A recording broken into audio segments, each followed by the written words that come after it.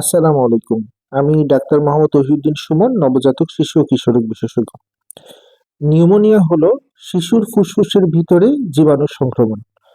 অথচ আমাদের দেশে এখনো উপজেলায় গ্রামে শিশুর যদি নিউমোনিয়া হয়, তখন পরিবারের সবাই মার দিকে আঙ্গুল তোলেন আর বলেন, মা শিশুর শরীরের ঘাম ঠিকমতো মুছে নেই, পরিষ্কার করে নেই বলে বাবুর নিউমোনিয়াটা হলো।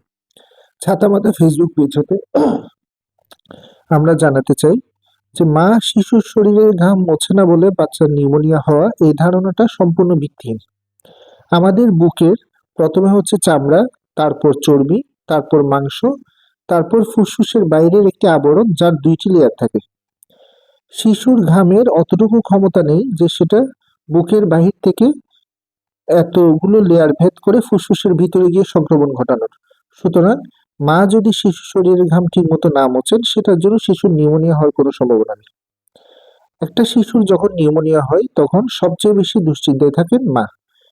তো এই সময় যদি মাকে সাহস না দিয়ে আমরা যদি মাকে দোষারোপ করতে থাকি, তাহলে মা মানসিকভাবে ভেঙে পড়েন। তখন এই ভেঙে পড়াটা শিশুর সঠিকভাবে যত্ন নেওয়ার ক্ষেত্রে আরো বিরূপ প্রতিক্রিয়া ধারণ করতে পারে। আজ এ পর্যন্তই। ভালো থাকবেন। আসসালামু আলাইকুম।